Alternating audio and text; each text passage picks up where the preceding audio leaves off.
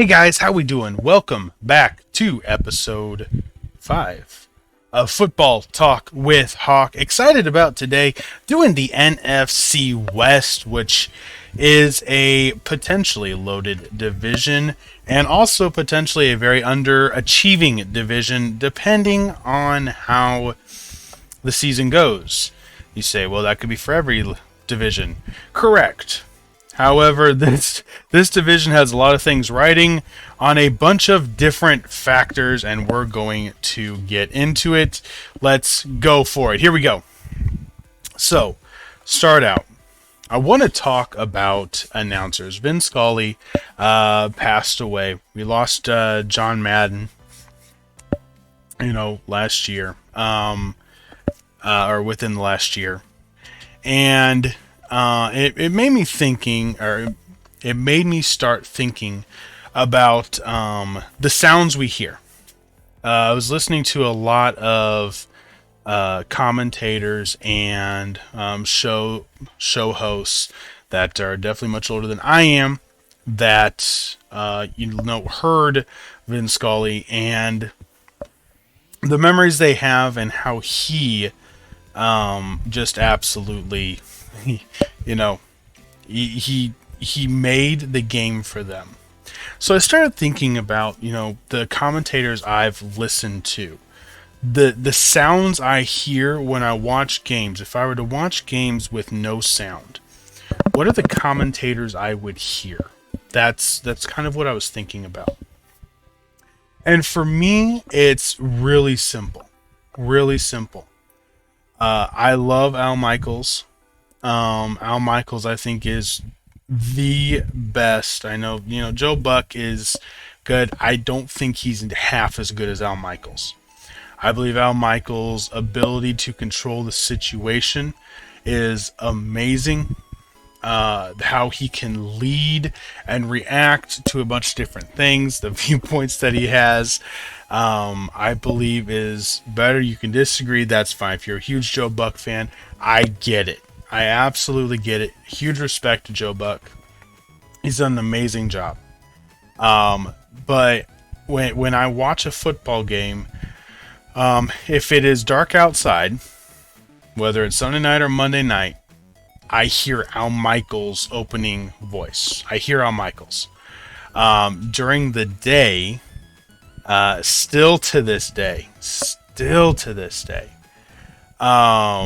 I hear Greg Gumbel through the day because he did a lot of the Colts games later on, and then there was Jim Nantz, Phil Simms, all them. But I hear Greg Gumbel and I hear Jim Nantz and Phil Simms when it comes to Colts games during the day.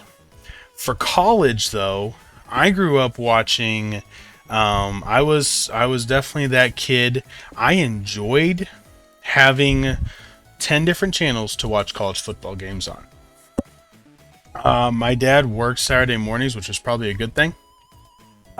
He worked until the afternoon on most Saturdays while I was growing up, and that is a great thing because you see, I loved it. I fully supported him with Dish Network, fully supported him having all the channels for me to watch football on, and I took advantage of them. I hate commercials, so I would always bounce around. Now, the great part is he caught up to me. He hates commercials. So now he records everything so he can skip all the commercials. I just did it in real time, just bouncing around between channels. And I still do it. I will still do it. I will bounce around. If I have more than 2 games to be able to watch, I will still bounce around. Absolutely.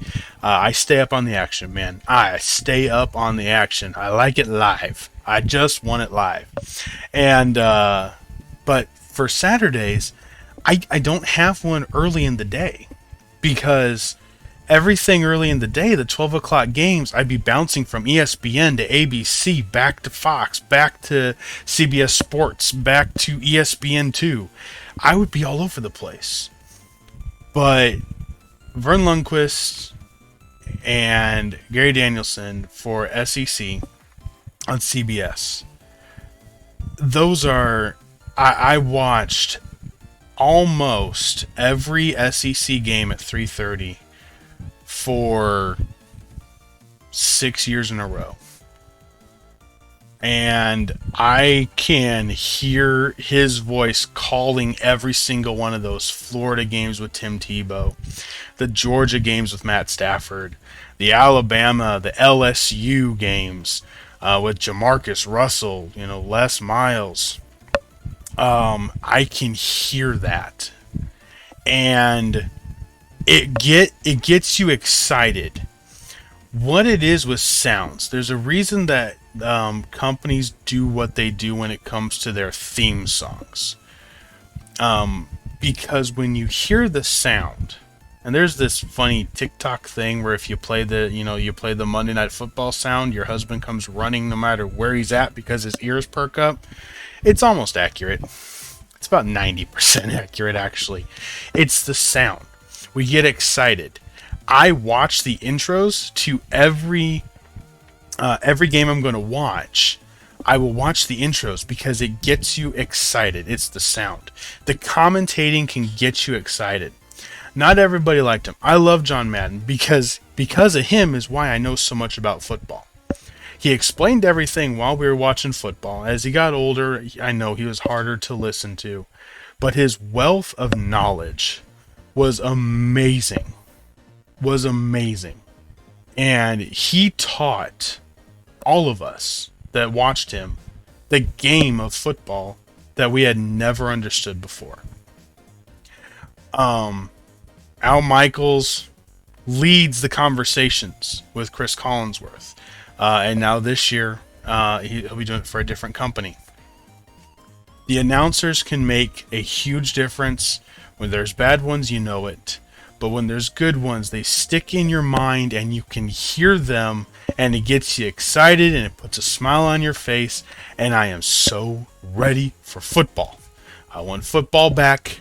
That's all there is to it. I want it back.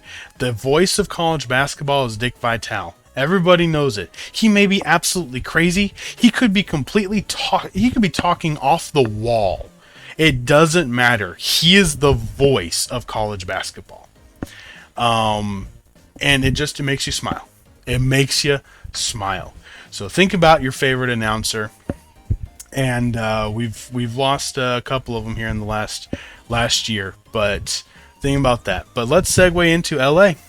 Los Angeles Rams, Super Bowl champions. The team is basically back. Honestly, I think they improved a little bit. I don't know how. They lost Von Miller. I think that's going to hurt a little bit. But you can't keep everybody. You lose Von Miller, sure. You got Bobby Wagner as a linebacker now. Which I believe is really... Look for Bobby Wagner to have 6 or 7 sacks. I think Donald opens it up. They use Wagner a little bit more in a blitzing scenario than he was in Seattle. Look for him to have 6 or 7 sacks just coming right up the gut at the quarterback. He's just going to do straight Mike linebacker blitzes. He's just going to run straight through the hole. What do I like about them most is probably the fact that they're just so consistent. I don't see a weakness right now that's going to kill them. I saw something the other day that said they weren't a dominant team. You don't have to be a dominant team. You got to win the game. There's a very big argument to be made that a lot of the Tom Brady Patriot teams were never dominant teams. Their defense was dominant, but they were never dominant teams as far as they're going to pound you when they won the Super Bowl. That wasn't what they were. They were the team. They were going to beat you as a team. That is exactly what LA feels like. Les Snead is a genius. Sean McVay, fantastic. Matthew Stafford, franchise quarterback. You got Cooper Kupp. You got Allen Robinson. Tyler Higbee. Really good backs. I like them. I believe they have a really good chance of at least going back to the Super Bowl. Because I don't see anybody in the NFC that if they go to LA will ever be able to stop the Rams. I don't see one. In fact, I don't see a team in their division that's going to beat them. Now, that's going to be shocking because, McVay was losing to Kyle Shanahan. And let's segue straight into San Francisco then, and then we'll kind of circle back. San Francisco is intriguing. Remember how I said this could be a very underachieving division? The next three teams in this division, the expectations aren't really high for the Seahawks. We'll get to them in a second. San Francisco, nobody knows what to expect. Like even Las Vegas, they don't know. They don't know what to put on the 49ers. They don't know what to expect from Trey Lance. It keeps moving. I think that's good for San Francisco. Like I said in my last video, I believe that Kyle Shanahan will protect Trey Lance and protect the shortcomings that he may still have. If he's accurate enough, Deebo Samuel's signed. I think it's going to work well.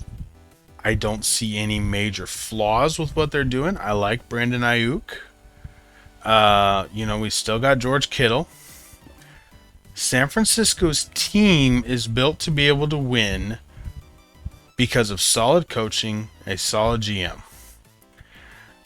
If they get a lot of injuries, you may say this is going to happen for every team. Not every team. I feel San Francisco is very injury dependent. If Deebo Samuel goes down and Nick Bosa goes down, I think they're in a lot of trouble.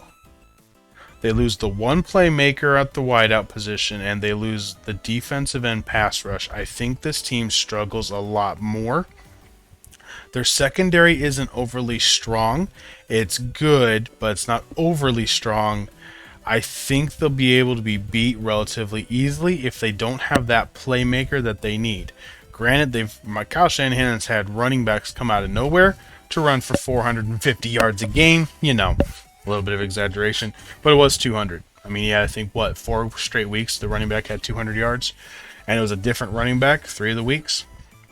So he's great at it. But I think the scheme's only going to get them so far if those 2 injuries happen. And that's going to be what happens. They could easily underachieve if those injuries take place. And it's very specific. They could lose the running backs. I think they could even lose Kittle because, I think it's going to be more of a blocking situation. Won't be used nearly as much in the passing game because they're going to need to protect Trey. But that's kind of how the season's going to go. Now, on the other side, Arizona. Arizona could easily underachieve because they just paid their quarterback a bunch of money. They keep losing at the end of the year. Nobody knows if Cliff Kingsbury can actually really coach, and there are a lot of questions about whether or not Kyler Murray's even a man. He's really acting more like a boy. Like I said, the contract, when I talked about the contract, it's concerning when you have to put in there, you need to do your job. I guess we all kind of have contracts in some way that tell us, since we're bringing you on board, you need to do your job. But it's not normal in a NFL contract to say you are going to do your job and you need to do a minimum of this to have completed your job. It's concerning. His lack of ability to move on is very concerning. If they go 0-7 to finish out the season again, they're going to say Kyler Murray's not a mistake. I wouldn't have paid him yet. I'm sorry. I think he's going to get another injury. I think he's going to have nagging injuries the rest of his career. Honestly, I think he's going to miss 3 or 4 games every season, no matter what, with nagging ankle and leg injuries is kind of what I'm seeing is going to happen. So you're going to have to be ready for that, and they're probably going to have to get a backup. Cliff Kingsbury, in over his head. He lost all the time, and some people say, well, it's Texas Tech. He lost when they started playing the good Big 12 teams. Fair enough, but the problem is it translated to the NFL. Like, his team started out hot, and they just fall off a cliff. The literal cliff. I mean, they look horrible. They looked horrible after a bye week. So, no, something's off. Not being able to motivate all the way through the season, losing tact through the season. I don't know what it is. All I know is it is ugly. The end of the year, they should have crushed the Colts. They should have crushed the Colts late last year. Colts went in there and had nobody, and just ground the game down. Just ground the game down. The interception that Murray threw to AJ Green was a miscommunication, and Kyler never took ownership of what actually happened. Everybody was kind of all just like, Listen, Kyler, I mean, miscommunications happen, but, I mean, I watched the play over. You never signaled to AJ Green. Like, you never looked out to AJ Green. And, there was never a single or, real communication eye to eye of what's going on. Peyton, Tom, Russell Wilson, they don't forget to look at their receiver to let them know, hey, let's go. This is ours. Going to win the game. Lots of late season weird stuff happened. Just weird stuff. And if they lose, that's going to be an underachieving team. If they don't make the playoffs, that will be a horrible season for the Cardinals. Because you pay a lot of money for the quarterback, you extend the coach, and then you miss the playoffs. That is a horrible season. Horrible season. That is the worst case scenario for the Arizona Cardinals. All right, some of you are going to wonder why I'm even going to talk about the Seahawks. Here's why. Chris Carson retired. Best of luck to him. Fully get it. Take care of yourself, my friend. He has had too many injuries to speak of at this point, and I think it'd be a danger to him walking in the future to continue playing football. So, wish Chris Carson the best of luck, and you were electric while you were out on the field and able to play healthy. Now, the rest of it, whoever plays the Seahawks, FYI, the Cardinals, the 49ers, and the Rams all play them twice. Whoever plays the Seahawks is the defense you're going to want in fantasy. My fantasy video is coming up soon. Don't worry. But whoever plays the Seahawks, you want them in fantasy. You've got Drew Lock at quarterback. You have no offensive line. You have Rashad Penny at running back, who's fast, but no offensive line to block for him.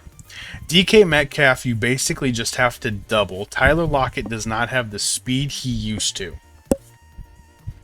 They got Noah Fant, but they don't have a quarterback to be able to make progressions and decisions. This team could average 11 points a game this year. No kidding. No kidding. I really think this could be one of the worst offensive teams ever. Look at what happened last year when Russell Wilson went out. Like, they fell apart. The pieces... Metcalf's there. Penny's there. They drafted Kenneth Walker, which I love, out of Michigan State. I absolutely love that back. I really hope that... Well, part of me hopes the Seahawks have a bad year so that Pete Carroll gets fired. Hopefully the owner sells the team here soon. The new GM comes in. They can hire an offensive coach.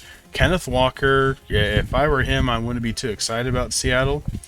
But if Penny gets hurt, he'll be starting, and we'll see. I really hope... I think he's going to be a lost talent in Seattle, unfortunately, and he would be realized in about 29 of the other 31 franchises. So, we'll see what happens, but it's not good. It is not good. The defense isn't good. They lost Bobby Wagner. They got... it's just... No. This team is not going to... I'm 2-15 potentially. At 2-15, I don't think this team has any firepower to go up against any team that has any type of offense whatsoever. If you can score, you're going to beat the Seahawks. I think they could average 11 points a game. I think it will be that bad. They'll lose all 6 division games. Home won't matter in those games. Whether it's Arizona, LA, or San Fran, none of them. They're all just going to crush them. Unless Arizona's at the end. Well, yes, Arizona at the end of the year, you may pull that one out. If Arizona's going on their 0-7 streak. But it's going to be bad. It's just going to be bad. So my division roundup is really simple. LA's going to win it. They're going to win 12 or 13 games this year. San Fran, I think, gets in with 10 wins. Arizona, I don't have a lot of faith. I don't think Kyler Murray's I think he's an electric quarterback, but I think he's a lot more like Michael Vick than people really want to admit. He does throw a very pretty ball, but he is 6 feet tall. He is small, barely 6 feet tall, and barely. He is small. He gets hit. He doesn't like getting hit at all, and no quarterback does. The problem is this guy is afraid of getting hit, and you can't be when you're the quarterback. Listen to Peyton Manning's message. One of the first games he played was against the Dolphins. Zach Thomas nails Manning right dead straight in the helmet, right in the chin. Slams him to the ground. Manning gets up, brushes himself off, and says, if I can take that, I can make it in the NFL. That is the heart you need to have. He never liked getting hit. Never. But you can do it because it's your job. You're paid a lot of money to do it. And he very well could be the reason the Cardinals go back into oblivion again, because he does not have the ability to hold it, and now they're trapped with him. They're just trapped with him. The only way he loses it is if he goes off and plays baseball. Basically about it. So, then goes Rams, Niners, Cardinals, and Seahawks will be the worst team in the NFL this year.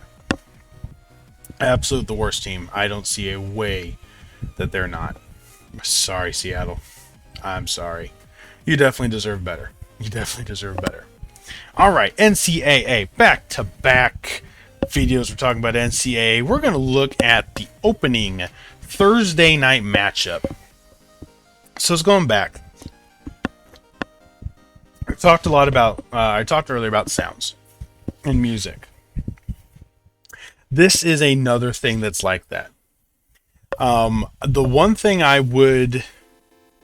so there's certain stadiums you want to experience a night game with the opening intro of the teams. The atmosphere is different. I grew up, I watched ESPN. Virginia Tech, Frank Beamer, that hokey defense was always on Thursday nights. Seemed like that's the only time they played.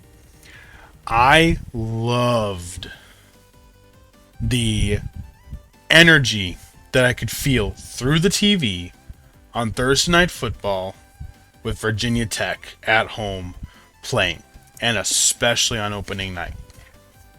So opening Thursday night, we got some games to potentially be able to watch.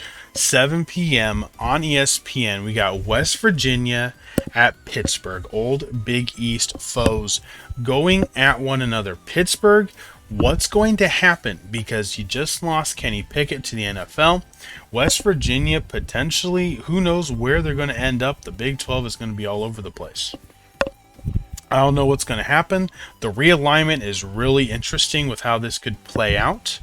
Very interesting. The realignment's really interesting. We'll touch on that here in a second, but we'll see what happens. We got Ball State at Tennessee. Not a huge one, but it's Rocky Top. It's going to be electric. We got Oklahoma State at home against Central Michigan. Central Michigan's beaten them in Oklahoma State before. That may not be as easy of a game as they hope. But the big one, the Big Ten, again, see that first week we got Nebraska at Northwestern, and Thursday night we got Penn State at Purdue. Penn State is going to go into this season with some pretty high expectations, and Purdue gets a home game in West Lafayette to open the year against a conference foe. Opening weekend, if you know anything about college football and the NFL, is the hardest one to bet because you have no clue what's going to happen, and anybody can beat anybody the first 2 weeks of the year while teams are getting back into the groove. So that could be a complete trap game. Penn State could lose that one. Absolutely, Purdue could pull it off, as much as I don't want them to. And then you got Louisiana Tech, Missouri, and New Mexico State versus Minnesota. That's going to basically round out the teams that you're going to worry about. Then Friday night, we've got a couple different games. We got Western Michigan versus Michigan State. Virginia Tech takes on Old Dominion. Old Dominion, congratulations to you, Monarchs, for coming in and then getting the respective teams. Well done. To be able to play. Virginia Tech's going to be on the road to open the season against them. Then we got Temple at Duke, Illinois at Indiana, another inter-conference match to open up the year. Opening up the year in a conference match, hopefully home night at the Rock in Bloomington. Indiana can pull that out. And then we got TCU in Colorado on ESPN that Friday night as well. So the first two nights, couple games, but they're in conference. This is what I want to stress.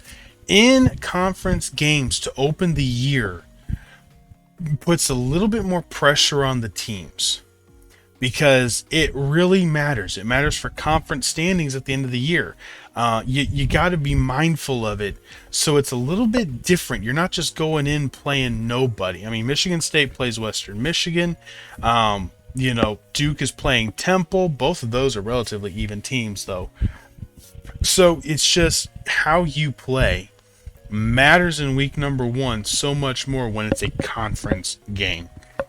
So I myself am excited about it. We'll go over the Saturday slate as we get closer to that, because we're still a couple weeks out to that, obviously. All right, fourth quarter. I want to close on this. I want to close on coaches. I've talked a lot in these videos with the new coaches. The coaches that I'm excited are back in it. I was talking about, the different coaches, the coaches that matter. Dick Vermeil was inducted into the Hall of Fame. Well deserved. Great man, great leader of a team, and a great leader of men. Made a difference in a lot of men's lives. Philadelphia, St. Louis Rams won the Super Bowl, and the Kansas City Chiefs.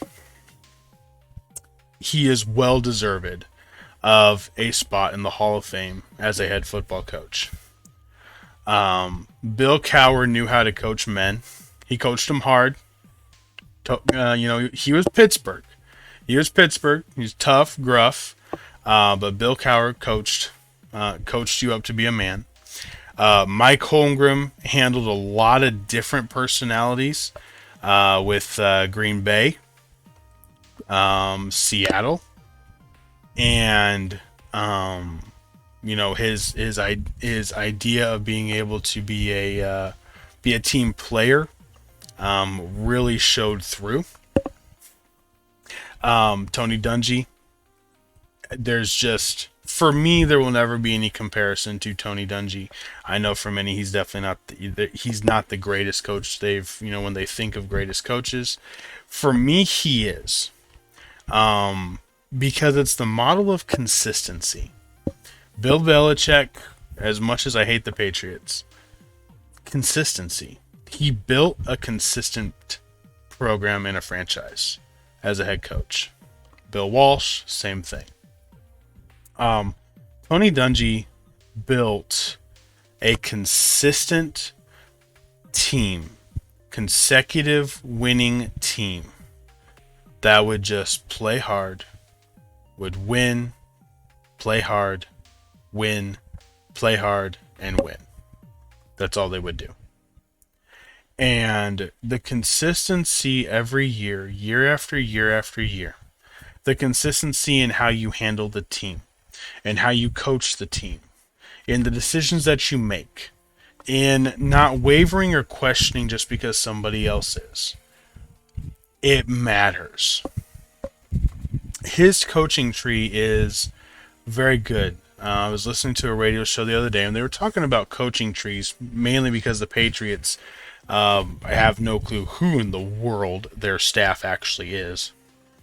And they were talking about how Bill Belichick's coaching tree is horrible. Horrible. I would argue Brian Flores is a success. I don't think he deserved to be fired at all. I would argue Brian Flores was a success. Charlie Weiss failed in Cleveland. Failed in Notre Dame miserably. Romeo Crennel failed in Cleveland. He is a great defensive coordinator after that. Again, going back to his position, great defensive coordinator for Houston for years. Joe Judge, Giants, not even a conversation. Matt Patricia, Detroit Lions, never could get the respect of the players. Josh McDaniels, first time around, not good. Second time around, he's with Las Vegas. You get a second head coaching job, you better have learned. If he fails this time, then he's a horrible coach. First time you can have some rookie mistakes with Denver, he definitely made them. But Tony Dungy's coaching tree with Lovie Smith, Herman Edwards, Raheem Morris, there's more that are not off the top of my head right now. But Tony Dungy's coaching tree with the way the leadership is set up, Andy Reid's, Andy Reid had come from Mike Holmgren's coaching tree, which is why I brought him up. Mike Holmgren's coaching tree, Andy Reid, Steve Mariucci, and the staff that you have, it shows what type of leader you are when those underneath you can then go out and succeed on their own. Lovie Smith played against his mentor in the Super Bowl. Herman Edwards had consecutive winning seasons with the Jets, with the Chiefs.